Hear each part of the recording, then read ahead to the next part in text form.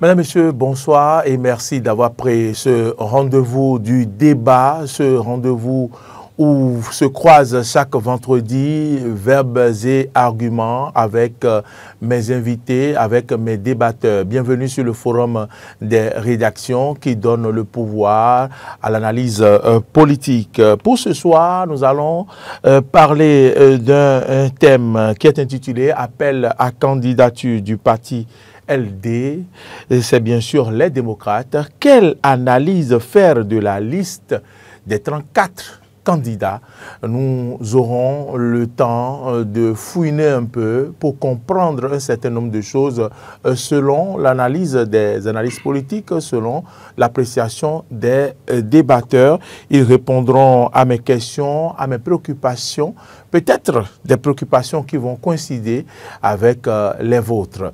Mesdames, Messieurs, merci d'avoir pris ce rendez-vous. Vous nous suivez sur YouTube. Merci également de liker, merci de partager cette émission et merci de continuer par croire en nous. C'est Marcel Yado qui réalise cette émission. C'est Gérard Moussa qui est au son. Merci de nous installer avec cette virgule.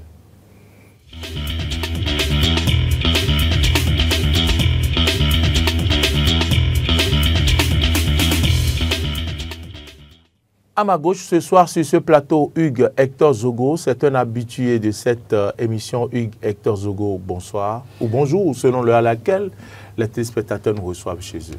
Bonsoir à vous, Maury. Bonsoir, Seth. Bonsoir également à tous les téléspectateurs, à tous les amis, je vais dire, donc, de cette émission, le Forum des rédactions. Je voudrais rappeler également que cette émission est suivie sur Diaspora FM. C'est la sœur, c'est la radio sœur de Eden TV et elle émet sur la 102.3.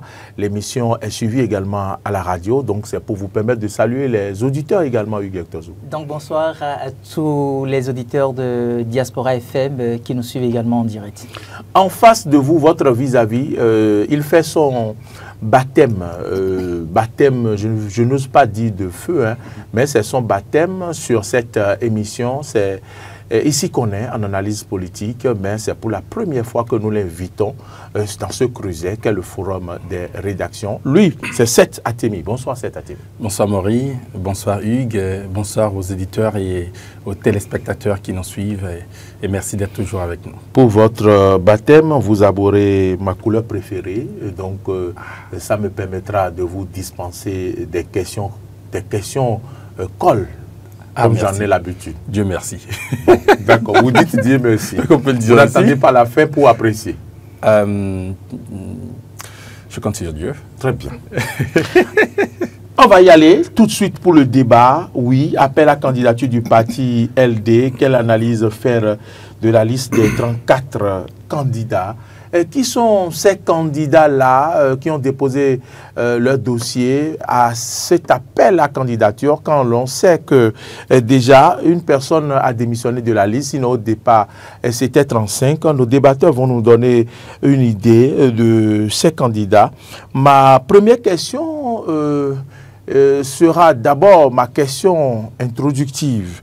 Que pensez-vous de cette démarche du parti Les Démocrates à quand même faire un appel à candidature pour sélectionner le duo de candidats? Hugues Hector Zogo. Je crois quand même que c'est depuis pratiquement le 28 septembre dernier qu'on a eu officiellement l'information de ce que l'appel à candidature a été lancé au niveau du parti Les Démocrates, donc le plus grand parti de l'opposition consacré dans notre pays, le Bénin. Et c'est dans la dynamique de pouvoir recueillir la candidature de ces personnes-là qui sentent le besoin de s'inscrire sur la liste en tant que présidentiable. Et comme vous l'aviez si bien dit, 35 au départ, il se retrouve à la date d'aujourd'hui à un effectif de 34. Alors, qu'est-ce qui aurait motivé une telle démarche? Est-ce que c'est une démarche qui permet effectivement de dire qu'au cœur de ce parti politique-là, quelque chose de nouveau, par exemple, a été mené? Je crois quand même que le parti a très bien réfléchi. Le parti Les Démocrates a très bien réfléchi en initiant ce processus, parce qu'avec la réforme du système partisan, on aurait pu avoir au sein de chaque formation politique ce qu'on appelle les élections primaires. Parce qu'à partir des élections primaires, il y a quand même des débats d'idées qui se mènent. Les différents candidats qui aspirent donc à se retrouver à la tête de la magistrature suprême partagent leurs idéaux. Et des comités ad hoc sont installés aussi au cœur du parti pour réfléchir à tous les paramètres, que ce soit les paramètres d'ordre politique, d'ordre économique, de manière structurelle, qu'est-ce qui éventuellement pourrait permettre au parti de remporter les élections. Malheureusement, quand on analyse un peu les faits, en se basant du côté de la mouvance présidentielle, tout comme du côté de l'opposition, on s'est rendu compte qu'il n'y a pas pour autant eu les primaires. Alors, qu'est-ce qu'on fait pour qu'on ne le dise pas finalement? C'est peut-être le président du parti qui a imposé le candidat aux élections. Vous avez vu au niveau de la mouvance, par exemple, beaucoup se permettent de dire c'est le président Patrice Talon qui a retenu son ministre d'État, Romuald Wadaï, et finalement, les partis soutenant la mouvance présidentielle ont dû accorder leur violon pour qu'on puisse dire oui, c'est le candidat de la majorité présidentielle. Mais pourtant, c'est les partis qui se sont réunis pour désigner. Oui, en fait, c'est ce qui se dit dans l'opinion publique qui, pour la plupart du temps, est relayée. Et donc, c'est peut-être pour éviter que la même chose se dise sur la personnalité de Boni Yayi, que cette stratégie-là a été mise en place assez rapidement pour recueillir l'avis de ces personnes-là. Et je pense que c'est une très belle démarche, parce qu'il y a quelques semaines en arrière, on ne pourrait jamais s'imaginer avoir plus d'une dizaine de candidatures au sein du parti de l'opposition qu'est les démocrates. Bon, on va dire au sein, on va dire une dizaine de candidatures sur la liste d'appel à candidature. Exactement, plus dizaine, oui, plus d'une dizaine. C'était pas évident, parce que regardant un peu les différents leaders, on peut se permettre de dire qu'il pouvait y avoir des ralliements et que certains pourraient faire taire leur ego pour permettre à ce que d'autres se positionnent. Mais là, on se retrouve avec 34 acteurs. 34 acteurs, ça fait donc 17 paires. Parce que il y a le candidat président et puis le colistier également. Et au-delà, je trouve que c'est une question de transparence aussi. C'est en cela que je trouve que la démarche, c'est une bonne démarche. Une démarche de transparence à travers laquelle on permet à tout le monde, tous ceux qui remplissent les conditions, de venir déposer leur dossier afin qu'on puisse les traiter. Afin que le dossier soit Donc traité. vous saluez cette démarche. Oui, je salue vraiment cette démarche. Cette démarche, elle est démocratique selon vous? Oui, c'est le parti Les Démocrates. Et donc, il y a plus de rigueur par rapport aux critiques vis-à-vis. Plus de rigueur à faire les choses de façon démocratique. Donc, que le parti se mette dans cette posture-là, ça nous permet de dire effectivement qu'ils sont en train de respecter déjà des principes de base liés aux principes de démocratie. Et donc, par conséquent, c'est une très bonne note à mettre à l'actif de ce parti de l'opposition. Très bien, je vais me retourner vers vous, Atemi, pour vous reposer la même question, votre appréciation par rapport à cette démarche que Hugues-Hector Zogo pense très bien, que moi je qualifie de démocratique. C'est une démarche qui donne l'approche d'une certaine approche de primaire, en fait, pour que les candidats soient retenus.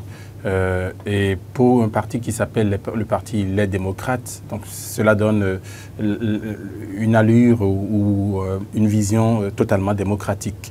Mais au-delà de cela, je l'analyserai, mais au-delà de cela, je pense qu'on se doit de faire une autre analyse, une analyse, je dirais, stratégique. Parce que la démarche n'est pas que démocratique. À mon entendement et à mon avis, la démarche est également stratégique. Parce que Hugues le disait tout à l'heure dans ses propos, si cela n'avait pas été ainsi et que les vannes n'avaient pas été ouvertes,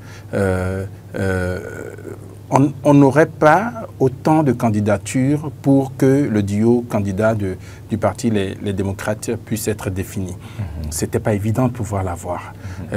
Et donc, quand on ouvre de cette façon les vannes, on se donne la possibilité d'avoir une pluralité de candidatures, donc une candidature totalement plurielle. Nous en avons eu 35, au final 34. Et à partir de cela, on a la possibilité de pouvoir faire les choix. Donc, on analysera également les possibilités de faire les choix tout à l'heure. Mais je trouve que la démarche, au-delà d'être démocratique, elle est totalement stratégique. Elle permet d'avoir du nombre, elle permet d'avoir de la diversité. Elle permet également d'avoir une fourchette où on peut, dans les échantillons, pouvoir choisir le meilleur du meilleur. Quitte à savoir... La crème. Exactement. La crème de la crème. Exactement. De sorte à être sûr que celui qui sera présenté ou le duo candidat qui sera présenté ne souffrira d'aucun reproche. Donc, maintenant, quitte à savoir quels sont les critères de sélection de ces candidatures-là, il y en a qui sont standards, il y en a qui sont méthodologiques qu'on pourrait se permettre ou se donner d'appliquer en ces genres de circonstances, mais nous ne savons pas lesquelles ils ont choisi. On sait qu'il y a un comité qui travaille pour cela. Quels sont les critères sur lesquels ils sont en train de faire le travail, nous ne le savons pas. Mais au-delà de tout, il faut pouvoir avouer que choisir de partir sur cette démarche-là montre déjà qu'on a une volonté de montrer que, sur un point de vue démocratique, nous voulons faire les choses comme les choses doivent se faire. D'accord. Okay. Ils ont longtemps crié qu'ils étaient un parti totalement exemplaire, respectant des principes démocratiques, voulant que les décisions ne puissent venir que du peuple. Et donc, faire les choses de cette façon également, c'est un peu montrer à la population leur bonne foi, la bonne volonté à toujours bien faire les choses, et on peut leur accorder ce crédit-là. Cela peut leur être accordé tranquillement et facilement. Mais au-delà, je trouve que ça a été très intelligent de pouvoir choisir cette démarche-là. Elle permet de remplir un côté qui ne leur était pas totalement facile à mon entendement, c'est mon analyse personnelle, pour pouvoir présenter la candidature la plus fiable soit-elle. Et donc, cela permet de pouvoir régler ce problème-là. Et par guillemets, étant donné qu'on apprend que chaque candidature a été, je veux dire quoi, astreint, non pas astreint, enfin, chaque candidat était obligé de pouvoir payer une certaine caution pour déposer son dossier de candidature. Et donc, cela permet également au parti de pouvoir renflouer sa caisse et de pouvoir se préparer pour les prochaines échéances. Donc, sur ces deux points de vue-là, les deux derniers que je viens d'analyser, je trouve que c'est totalement stratégique et intelligent de la part du Parti des démocrates de recourir à, entre guillemets, des partiels pour pouvoir désigner son duo candidat. Hugues Hector Zogo, cet Atemi, vous avez certainement visité cette liste de 34 personnes. Première remarque et première question, l'absence de femmes sur cette liste-là, je ne sais pas si je me trompe, l'absence de femmes sur cette liste-là, quel signal cela donne? Comment peut-on interpréter cela? Non, vous savez, quand on regarde un peu l'environnement politique, l'opposition, c'est pas quand même un jeu d'enfant. D'accord. Pour faire de l'opposition dans un pays, il faut avoir suffisamment de moyens. Il faut avoir plusieurs leaders derrière. Il faut avoir plusieurs stratégies sur soi.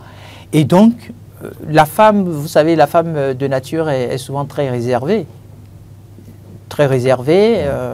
Elle préfère peut-être partager les idées, mais ne pas affronter. La femme n'est pas, pour la plupart du temps, dans l'affront. Ce n'est pas les femmes qui manquent dans ce parti quand même, hein? Non, ce n'est pas les femmes qui manquent. Vous voulez dire que les femmes de ce parti n'ont pas de cran, c'est ça?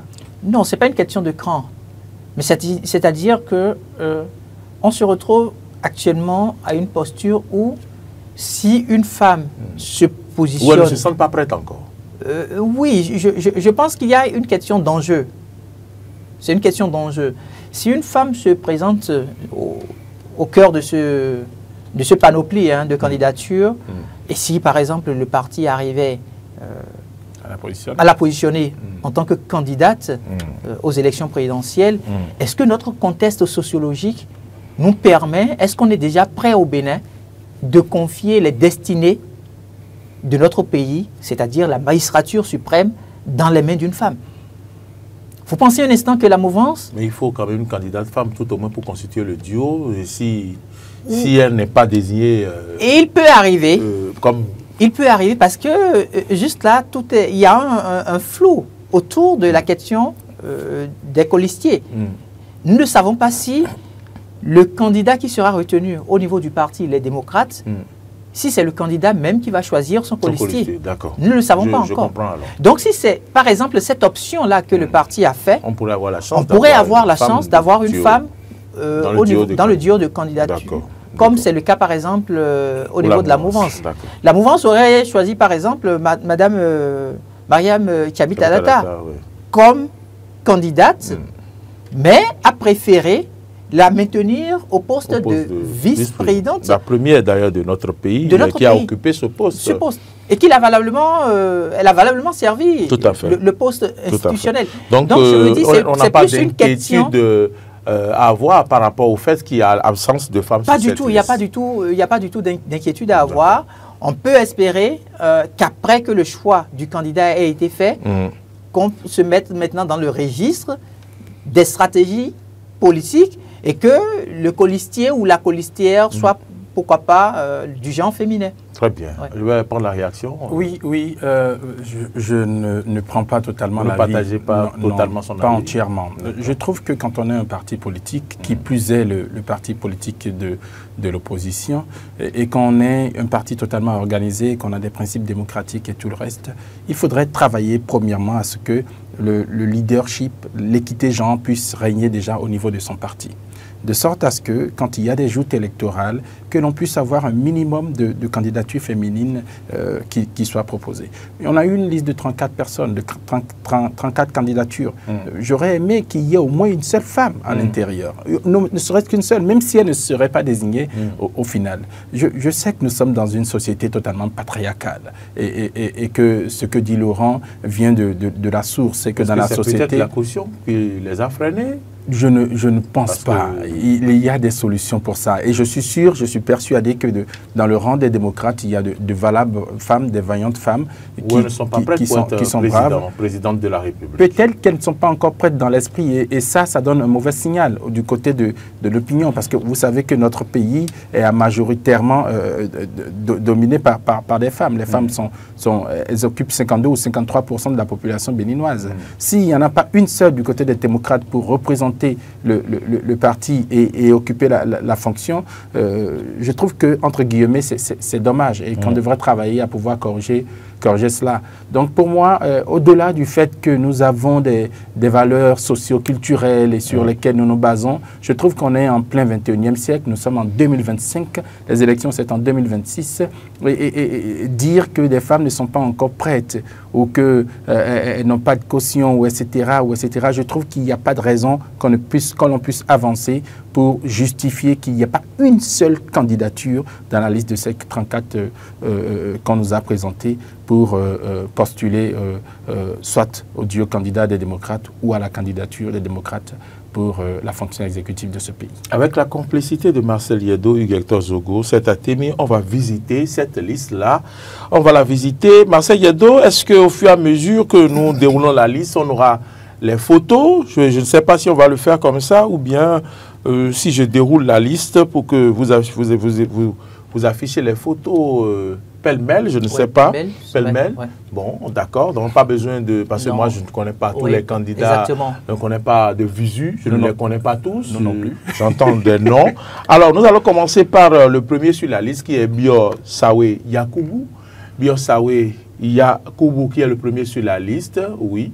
La liste est affichée donc par Marcel Yeddo. Nous avons Adeshokan Gafari, nous avons Alassane Latifou, on a Mamasika Ismaël, on a Tama Jean Nazer, nous avons Mitope Dosugui, on le connaît, Degan Amel Simon, Adja Eric, on le connaît également, Kenena Lucien, Roundete Eric Louis Camille, on le connaît. Valentin Agon, on le connaît. Agbojo Renaud, mais c'est écrit Renard ici. Renaud, Agbojo Renaud, on le connaît. Maître Agbojo. Maître Agbojo, c'est bien ça.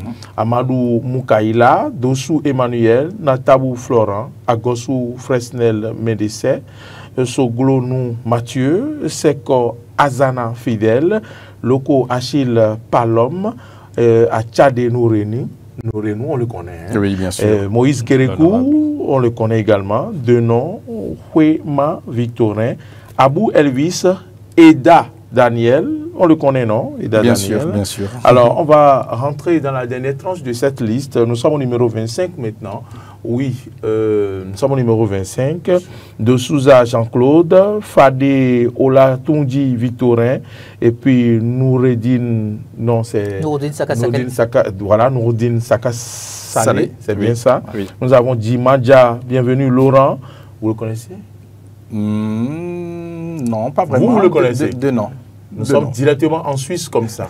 Djimadja, il a été maire en Suisse, je crois. Oui, il est encore maire en Suisse, je ne sais pas, mais je sais qu'il vit en Suisse. Et puis Sounon, Condé, Adam, Lafia Sika, Walho, je vais lire comme ça. Ouais.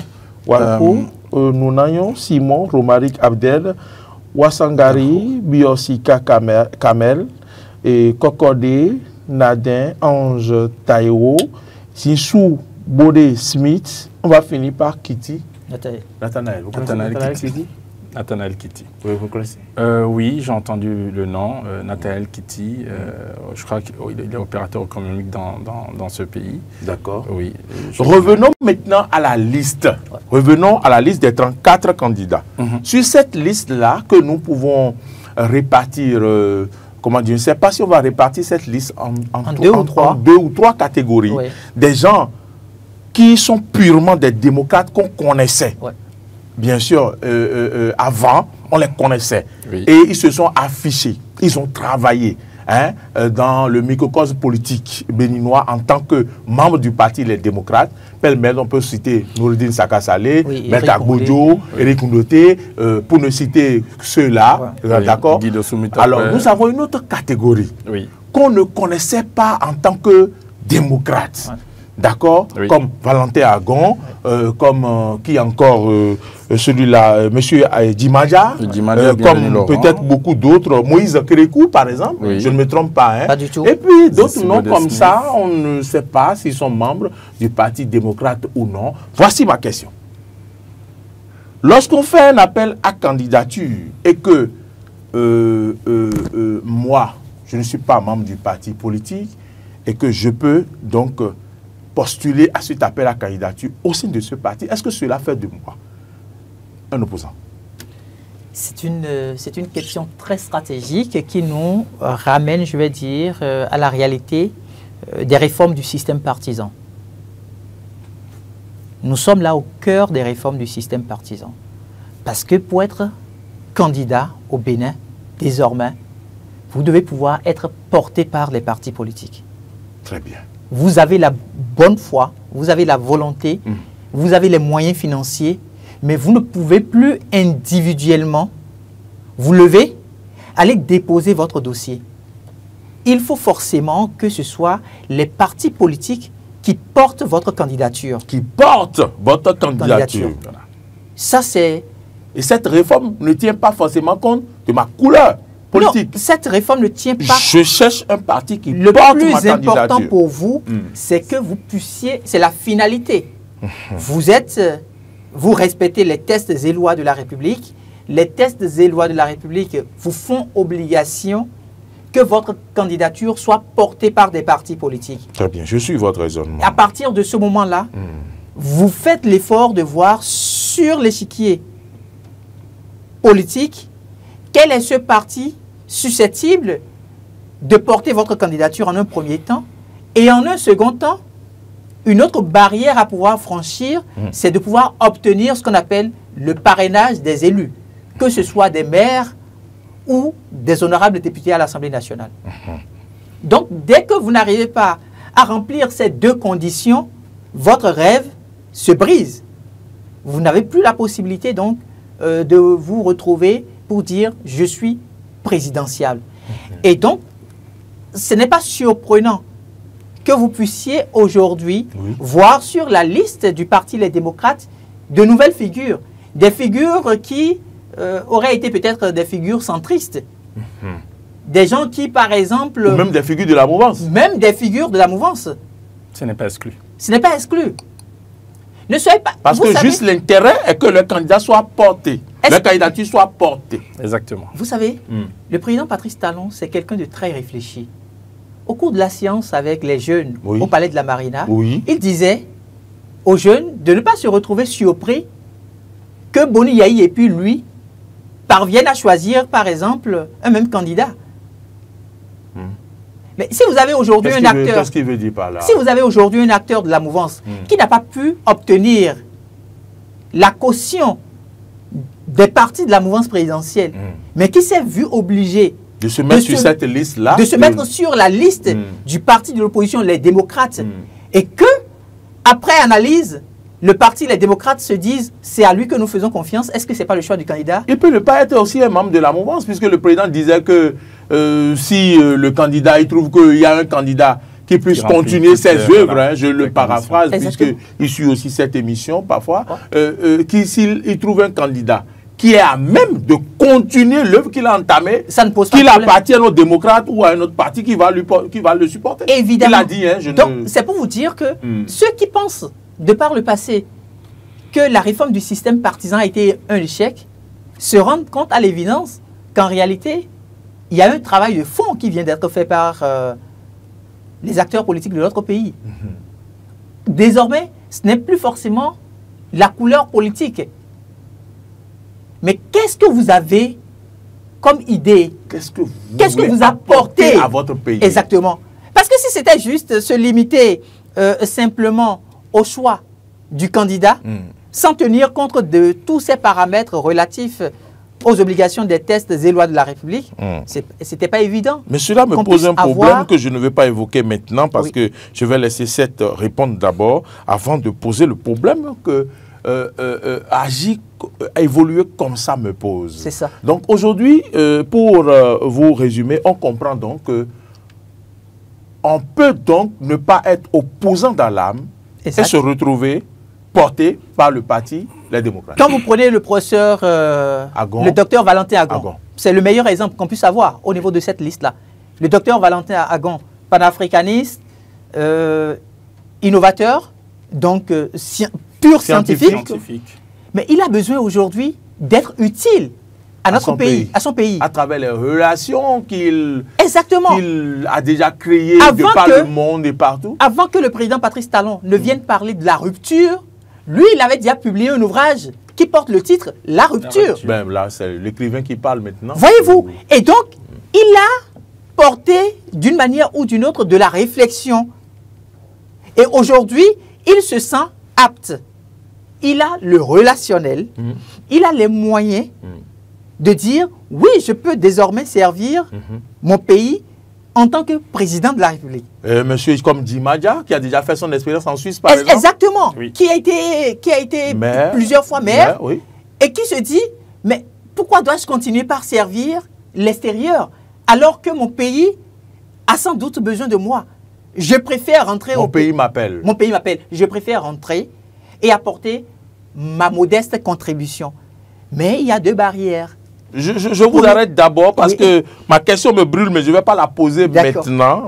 On s'en arrête là, d'accord? On peut ne pas être démocrate dans l'âme et se faire porter par ce parti. C'est sur ça on s'entend. On va écouter cet Atemi, peut-être qu'il est d'avis contraire, on ne sait pas. Non, la réforme du système partisan nous oblige un peu à la situation à laquelle nous sommes. Et c'est là qu'on y voit qu'il y a du meilleur par rapport à précédemment. Avant, chacun se levait et allait présenter sa candidature. Aujourd'hui, il faut être un parti officiellement enregistré, d'accord, et qui soit reconnu avant de pouvoir porter une candidature. Et donc, du coup, de cette façon-là, le parti peut avoir plusieurs candidatures. Elles peuvent venir du centre, elles peuvent venir de l'Est, elles peuvent venir de l'Ouest, elles peuvent venir de partout.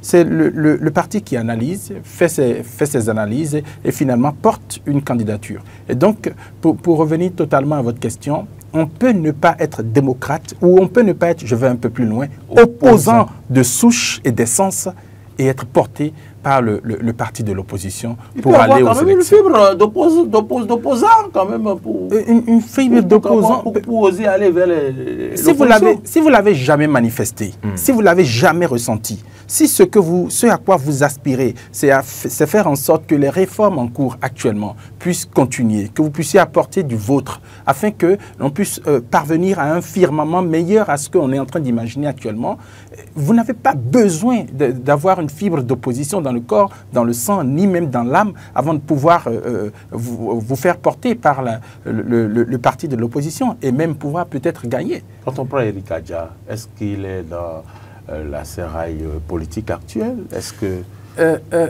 il a un poste de nomination? Oui, mais il s'est retrouvé au niveau de la francophonie. Oui. Il a valablement servi l'institution.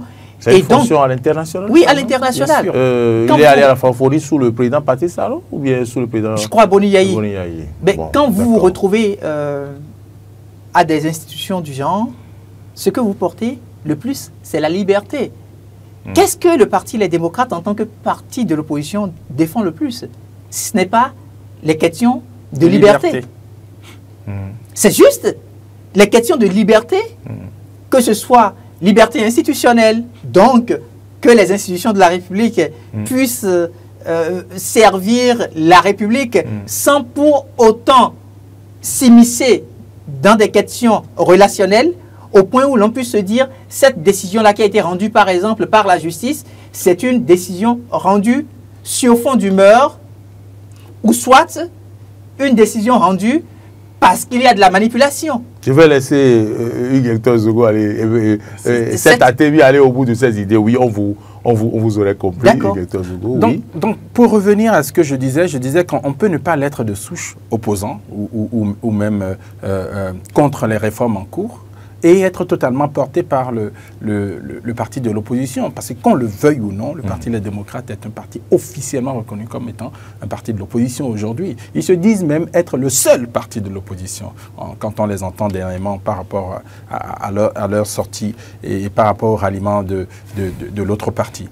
Donc, si vous n'êtes pas une personne de opposant, qui n'a jamais été annoncé opposant, il y a des noms là, c'est la première fois que vous et moi nous sommes en train de les entendre. Ce n'est pas par inculture, mais c'est juste que ces personnes-là sont restées dans leur ombre. Elles sont restées sur leur couloir. Et ce couloir n'a jamais été un couloir politique, encore moins un couloir d'opposition. Et maintenant qu'on les découvre, ce n'est qu'à l'œuvre qu'on pourra reconnaître qui ils sont, de quoi est-ce qu'ils sont, de quel bois ils se chauffent et comment est-ce qu'ils veulent faire avancer les choses. Donc, qu'on puisse parvenir à une sorte de révolution ou à une sorte d'inédit pour la candidature que présentera le parti Les Démocrates, il faudrait qu'on s'y prépare. Et quand ça viendra, je crois qu'on l'acceptera. Je reviens sur ma question de fibre, une fibre d'opposant. Okay. Et Hugues Zogo est mieux placé pour nous parler de Moïse Kérékou. Oui.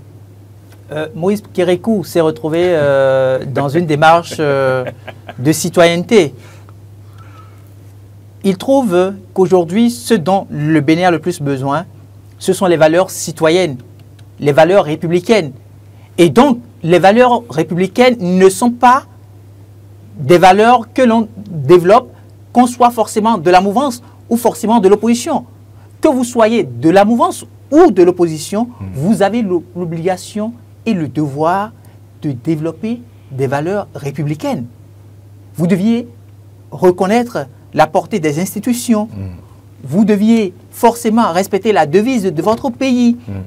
Vous deviez inéluctablement vous comporter en tant que bon citoyen au cœur de la République.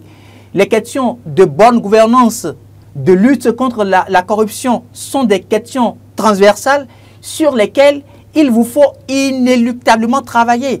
Et donc, quelqu'un comme l'ambassadeur Moïse Kérékou, qui se retrouve aujourd'hui aller sur cette liste-là, c'est forcément parce qu'il veut travailler à défendre ces valeurs-là une fois. Ce n'est pas parce qu'il appartenait à l'opposition. Ce n'est pas parce qu'il appartenait à l'opposition. Vous avez vu combien de fois il a apporté des contributions pour l'amélioration de la politique mise en place par le président Patrice Talon. À plusieurs reprises, il a fait des contributions pendant le mandat du président Patrice Talon. Donc ça ne voudrait pas dire qu'il se retrouve dans une posture. Il peut se retrouver dans une posture critique, mais ne pas être animé par un esprit de critique. Parce que bien souvent, nous faisons aussi nous n'arrivons pas à cerner cette nuance-là. Il ne suffit pas de critiquer le pouvoir pour dire que systématiquement, vous êtes contre ce que le pouvoir fait. D'accord. Vous pouvez critiquer avec de la mesure, avec de la manière. Quand vous êtes dans un esprit critique, dès que vous critiquez, en retour, vous apportez des propositions d'idées. Ça permet de dire, oui, il maîtrise mieux ce dont il parle. Il n'est pas là juste pour détruire la personne qui est en train de gouverner. Mais quand vous êtes dans l'esprit de critique, tout le temps, ce n'est que il a fait mal. Il a fait mal. Et bien après, qu'est-ce que vous apportez au débat? Vous n'apportez absolument rien. Donc, Moïse Kérékou, ambassadeur, se retrouve aujourd'hui sur cette liste par contrainte. Parce qu'il a un parti politique. Mais son parti politique n'a pas le parrainage sous la main, par exemple. Or, il ne peut pas se présenter en tant que présidentiel sans le parrainage.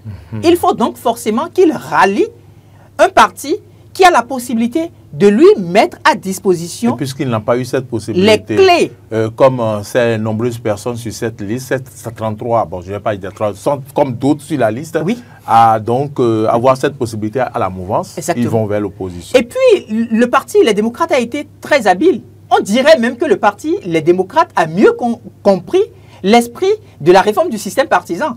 Parce que dans les critères de l'appel à candidature, ils ont été clairs. Que vous soyez membre ou non du parti Les Démocrates, vous avez la possibilité de déposer votre candidature. Il devrait dire que vous devez adhérer expressément au parti Les Démocrates. Mais à partir du moment... Je blague. Oui, à partir du moment où vous déposez, vous avez la possibilité donc de porter les idéaux. Vous portez les idéaux du parti. Et n'oubliez pas, ils sont aujourd'hui dans l'opposition. À partir de 2026, quand ils vont gagner les élections, ils vont perdre le statut d'opposant. Et devenir mouvant. Et devenir vous avez devancé ma question. Donc, vous avez répondu à ma question. Je vous disais qu'il y a une question qui me posait un problème. Et c'est ça que je n'avais pas vu. Je voulais vous demander, comme ils sont allés de l'autre côté, et s'ils gagnaient bon, s'ils ne gagnaient pas le pouvoir, je voulais dire, comme ils sont allés de l'autre côté, après, est-ce qu'ils ah, d'accord, j'ai compris. Est-ce qu'ils vont finalement rallier le bon camp? Parce que s'ils gagnent le pouvoir, ils deviennent les mouvanciers. Ils ne seront plus des opposants. Exactement, ils ne seront plus des opposants. Autant le parti que le candidat. Mais est-ce que cela pose un problème d'éthique?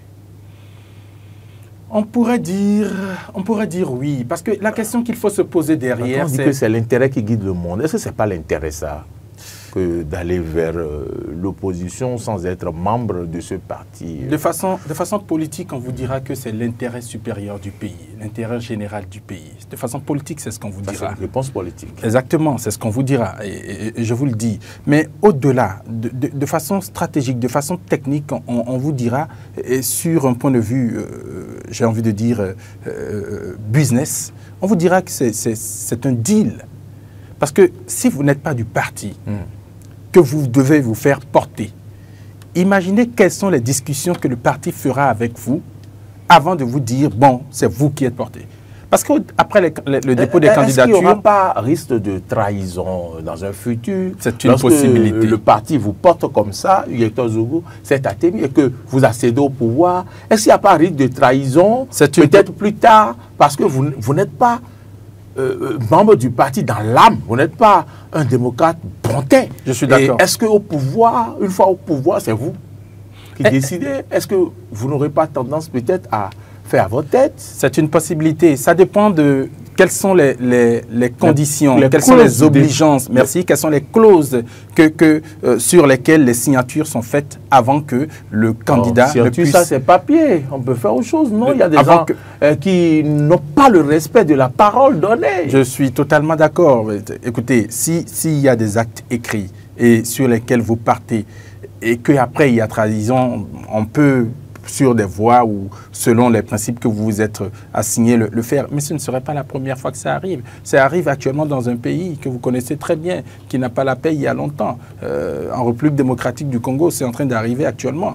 Donc, tout dépend du deal qu'ils ont eu. Parce que tout à l'heure, quand on discutait, quand on faisait le débat, je me suis posé intérieurement une question. Laquelle? Quelle est la discussion que le Parti des démocrates fera avec le non-démocrate de souche de sang?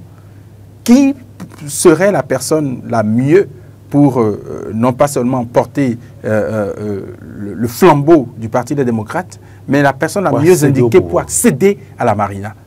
Quelles sont les discussions, quelles sont les clauses qu'il ferait avec cette personne-là? Imaginez que ce soit une personne qui n'ait jamais été de souche opposant, que ce soit une personne qui veut faire en sorte que les réformes puissent avancer, leur donner un coup de pouce, une autre couleur, un peu plus flamboyante. Que ce soit aussi une personne qui est d'acquaintance politique secrète avec le pouvoir actuel. Oui, totalement, c'est possible, parce qu'il y en a dans la liste. Appelons un chat un chat. Il y en a dans la liste. Et que ce soit une telle personne, comme vous êtes en train de le décrire là, imaginez les discussions qui se feront avec cette personne-là pour qu'elle puisse accepter de porter le Parti des démocrates. Parce qu'au final, si cette personne gagne, elle aura gagné. Elle aura accédé à la magistrature. Mais ce sont les démocrates qui viennent au pouvoir. Et ça, c'est le point culminant, c'est le plus important dans cette affaire-là. Cette élection, elle a une portée haute. Elle a une grande portée. C'est la première fois que les élections générales se font dans notre pays. Mais les élections présidentielles sous ce format-là, laissez passer ce qui s'était passé en 2021, sous ce format-là, c'est véritablement une vraie première, en fait. Entendre ça me fait peur. Est-ce qu'il n'y a pas de risque à faire les choses comme ça et peut-être à laisser une personne non démocrate pontaine à céder à la tête si ça arrivait? S'il n'y a pas de risque de trahison? Vous savez, avec tout ce qu'on peut appeler estime que je porte au parti les démocrates, je pense qu'il y a eu un piège. Il y a eu un piège. Et le parti s'est créé ce piège-là. Le piège, c'est la condition de base où il faut déposer, par exemple, une caution de 5 millions et ne plus récupérer après. C'est-à-dire, vous avez 2 chèques à déposer. Une première caution de 20 millions pour le premier chèque et une seconde caution de 5 millions. Donc, dès que vous n'êtes pas retenu, par exemple, par la liste, vous récupérez votre chèque de 20 millions, mais vous ne récupérez plus votre chèque de 5 millions. Ce chèque-là, le parti pourra récupérer le montant et ça va être utile au parti. Le piège se situe à 2 niveaux. Le premier niveau, c'est que tous les 34 qu'on est en train d'avoir sur cette liste-là, les 33 autres qui ne seraient pas retenus ont la possibilité de mettre leur veto pour que le parti, les démocrates, les positionnent en tant que candidats aux élections législatives. Ça, c'est le premier veto. Parce que vous ne pouvez pas me récupérer 5 millions et dire que vous ne me positionnez pas sur la liste des députés, des prochains députés à l'Assemblée nationale. On ne positionne pas sur la base de l'argent. C'est sur la base du militantisme. Mais non. Attention, je ne voudrais pas aller sur on va ouvrir notre débat tout de suite. Le débat va s'ouvrir, certes, mais là c'est le premier piège qui guette le parti, les démocrates. Parce que les acteurs ont la possibilité... Mais le contrat ne s'est pas fait sur la base des législatives. On a fait le contrat sur la base de l'élection présidentielle. Donc, c'est fini. Vous rangez vos 5 millions et vous rangez. Vous n'avez pas constaté maintenant qu'au cœur de ce parti-là, il y en a qui ont saisi la Cour constitutionnelle sur des questions... D'autoparrainage, non? D'autoparrainage? Oui, mais bon, ça c'est légitime. C'est légitime, mais vous ne savez pas la réflexion qui a été poussée au point où l'on soit obligé de dire saisissons la Cour constitutionnelle pour que la Cour tranche. Ça veut dire qu'il y a déjà en interne d'autres problèmes. Oui, mais... Écoutez, avant, quand vous regardez la liste, en dehors de ces personnes étranges... Moi, je ne voudrais pas les appeler étranges ou étrangères? Je voulais les appeler des personnes étranges. Expliquez. Moi, je ne les appelle pas ainsi. Si je les mets dans la posture de personnes étrangères, c'est comme si ce qu'elles sont en train de faire aujourd'hui ne devrait pas avoir raison d'être. Non, étrangères au parti Les Démocrates. Je ne voudrais pas y aller de cette manière-là. Mais ce que je trouve, et qui est le second piège, c'est que ceux-là qui ont travaillé pour le parti durant pratiquement 10 ans d'opposition, connus peut-être de la masse. Je prends un certain Nouroudine Saka Saleh. C'est quelqu'un qui est très bien connu, qui a mouillé le maillot. Je prends quelqu'un comme Eric Rondete. Quand le parti va arriver à choisir par exemple le professeur, le docteur Valentin Agon, par exemple, au détriment de ces deux, de vous à moi, est-ce que le militantisme va permettre à ces deux-là de mouiller le maillot sur le terrain? C'est un piège. Il y aura frustration. Il y aura frustration parce que nous sommes des humains. Frustration inconsciente. Inconsciente, parce que nous sommes des humains. Les acteurs qui ont travaillé sur le terrain à accompagner ces leaders-là pendant plusieurs années vont se dire non, le parti ne nous a pas respectés. Ils ont leur deal. Parce que ça va se présenter de cette manière-là. Ils ont leur deal. On espère qu'on n'en arrivera pas là. Non, ce n'est pas le souhait. C'est pas le souhait, si on en arrive mais là, le tableau, ils seront tous responsables. Le tableau que le parti Les Démocrates parce qu'ils n'étaient pas là, en voyage avant qu'on arrête le processus. Ils étaient là. Ils ont participé. Ce que le parti nous présente là, je pense qu'on risque à la fin d'être un peu déçu. C'est pas le souhait, parce que c'est le seul parti. Vous ne voulez pas parler pour l'explosion. Oui, on risque d'avoir de l'explosion. C'est le seul parti de l'opposition sur lequel le peuple compte aujourd'hui. On va espérer ne pas en arriver là. Voyez-vous, le temps avance. Dans 5 minutes, on a fini cette émission. Vous déjà réagi par rapport à ces dernières analyses faites par Hugues Hector Zougou? Je l'avais vu venir, mais je me demandais si Hugues voudrait en parler, parce que c'est risqué d'en parler en fait. Bon, étant donné qu'on en parle, parlons-en. Oui, il y a ces risques. Est-ce que vous êtes d'accord avec moi que le deal qu'on a eu à faire, c'est sur les élections présidentielles et non sur les législatives? Je suis d'accord. Vous êtes venu, on vous a apporté, vous avez déposé votre candidature, vous n'êtes pas retenu, vous retournez dans votre camp. Je suis d'accord avec vous qu'il y a un deal et que le deal a été fait en se basant sur les élections présidentielles. Et je sais que vous serez d'accord avec moi que sur la base du deal, il y a un contrat. Vous et moi ne l'avons pas lu. Nous ne savons pas les clauses qu'il y a là-dedans. Nous ne savons pas ce qu'ils ont prévu pour le fait ou le cas où vous ne soyez pas le candidat retenu. Qu'est-ce que vous avez en sorte, je veux dire, en monnaie d'échange ou pour un peu comme on dit dans la langue, vous tapotez la poitrine de sorte à ce que vous n'ayez pas trop mal. Qu'est-ce qui est prévu au cas où vous ne soyez pas la personne retenue? Vous et moi, nous ne le savons pas. Vous et moi également savons que quand on débourse pour une cause donnée et qu'on n'a rien du tout, le Béninois n'est pas du genre à quitter comme ça, bredouille sans rien, vouloir ou sans rien, chercher en arrière. Il doit ronchonner un peu. Oui, un peu. Il va chercher à avoir quelque chose, forcément. Donc, il y a ce risque-là qui se présente et qui est là. Comment vont-ils le gérer? De toute façon, il y a un deal. Quel est le deal? Il ne faudrait pas également que ce deal-là puisse être une sorte de balle que le parti de l'opposition, les démocrates, se tire lui-même dans les pieds. Il faut faire attention à cela. Et donc, maintenant qu'on en parle, je pense que les uns et les autres vont pousser la réflexion. Savoir prendre les dispositions et continuer les réflexions. La plupart du temps, quand on discute ici, ça aide beaucoup de personnes, vous savez. Oui, bien sûr. Hugues Hector Zougou, c'est à terminer. Nous sommes en train d'aller vers la fin de cette émission qui nous a permis de faire des analyses par rapport donc à ce processus des démocrates qui a été un processus démocratique et qui a constitué à faire un appel à candidature du parti. Et puis voilà, mais déjà le dimanche, donc demain, puisque je vais dire dimanche plutôt, et non demain, l'émission sera redivisée samedi, donc on va connaître ce duo. C'est le 12 octobre. Ouais. Oui. C'est bien ça, c'est le 12 octobre qu'on pourra connaître ce duo. Sur la liste, il y a Daniel Eda, qui est en train de prendre d'une manière ou d'une autre de la côte, parce que ce n'est pas la première fois qu'il se présente aux élections, qu'il se déclare candidat. Il prend quelle côte? C'est parce que les journaux parlent de lui que vous parlez de côte? Oui, mais vous voulez quoi? C'est aussi ça la guerre. C'est aussi ça la guerre de la communication. On peut mettre certains journaux à son profit. Ce n'est pas les journaux qui vont donc étudier son dossier. Mais la plupart des décisions se font influencer par les médias. Donc, pour moi, aujourd'hui, il est en train de prendre d'une manière ou d'une autre de la côte. Et il était où avant? Il a derrière lui des groupes religieux.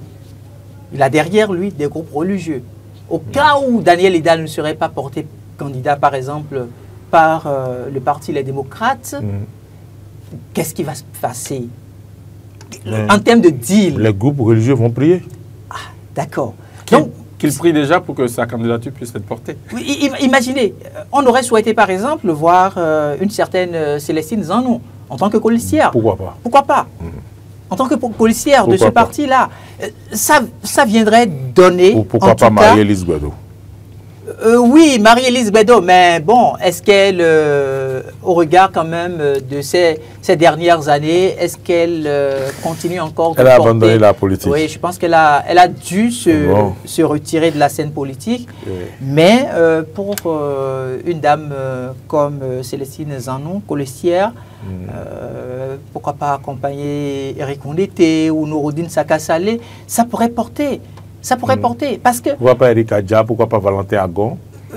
Non, pas parce que ce n'est pas des figures qui pourraient valablement être utiles à la République. Ah bon? Mais non pas parce que ce n'est pas des figures qui seraient valablement utiles à la République, mais il ne faut pas oublier le contexte sociologique. On s'est retrouvé dans un environnement où c'est des gens qui ont fait le tour. Hein. Vous avez suivi par exemple le discours de professeur Joseph Diogbenou, qui a été assez attendu, par exemple, pour être porté candidat. Oui. Il a dû lancer des mots assez forts. Et même le candidat de la mouvance, Romia Douadani, aussi a été très reconnaissant à travers son discours vis-à-vis du professeur Joseph Diogbenou. C'est le président Diogbenou qui a aussi chanté, non? C'est exactement. Il a chanté fort aussi. Il a chanté fort. D'accord. Voyez-vous. Donc, pour moi, je me dis, la sociologie est en train d'être étudiée. Et donc, là, on se retrouve à pouvoir faire alliage entre sociologie et politique. Et que le meilleur duo ou le meilleur candidat soit connu dimanche. Parce que nous en avons besoin pour avoir de très belles élections présidentielles en 2026. Dernière question, en 30 secondes. D'accord. Est-ce que le système la réforme du système partisan nous a fait du bien cette année? Je trouve que quelque part oui. Quelque part oui, parce qu'au final, pour ces élections, je trouve qu'on va se retrouver, pour les élections présidentielles, on se retrouvera au maximum à 3 candidatures. 3 duos candidats pour les présidentielles, plutôt que 36 ou 49 quand on avait avant. Ça ne faisait pas très sérieux. Donc, sur ce point de vue, je trouve que oui. Sur le point de vue également du fait que pour être candidat, il faut être porté par un parti, oui. Oui, parce que c'est les partis qui font la vie politique. C'est eux qui savent. C'est eux qui mêlent les débats au niveau politique. Donc, que X quitte, je ne sais pas, un point A et viennent, bim, se projeter dans le pays et veuillent aller aux élections. La plupart du temps, ils arrivent 90 jours avant les élections. Ils posent comme candidature, ils échouent, ils repartent après. Ils repartent 90 jours après. Enfin, dès que c'est fini, ils repartent. Dès que c'est fini, ils repartent. Donc, moi, je trouve personnellement que la réforme du système partisan a fait du bien, ne serait-ce qu'à la façon dont les choses sont gérées politiquement dans notre pays. C'est vrai qu'il y a encore des choses à corriger, qu'on peut arranger, mais je trouve que, oui, elle a fait du bien et elle est corrigible et les petites corrections pourront être faites par ceux qui arrivent. Des choses à corriger pour rendre perfectible, c'est ça, la réforme du système partisan? Oui, inéluctablement, beaucoup de choses à corriger, mais déjà là, ça nous permet d'avoir... de l'essayer, de l'expérimenter, de l'essayer, de le mettre au laboratoire et de l'éprouver. La preuve, on vient d'avoir 34 candidatures annoncées au niveau d'un seul parti. Ouais. Donc c'est de la même manière qu'on aurait pu avoir pléthore de candidatures au niveau d'autres partis. Mais par finir, on va s'en sortir avec 3 courants d'idées. Là, ce serait inévitablement 3 courants d'idées pour les élections présidentielles de 2026. Donc, rien que pour ça, on peut se permettre de dire oui, la réforme du système partisan nous aura permis de connaître une petite avancée. Alors, quel est l'intérêt de cette avancée-là? C'est que désormais, on pourra avoir du temps pour se consacrer, ne serait-ce qu'à une page ou deux, des projets de société des candidats. Parce que quand vous avez peut-être 80 candidats, imaginez un peu comment est-ce que vous pouvez parcourir 80 dossiers pour dire 80 projets de société. Vous n'allez rien retenir. Mais là, on se retrouve avec 2 ou 3. Ça peut se lire facilement. Monsieur Al-Kuleler, merci à vous. Baptême de... J'avais dit que je n'avais pas dit de feu parce que ce n'était pas de feu. Baptême réussi, c'est Atemi. Merci d'être venu sur ce plateau.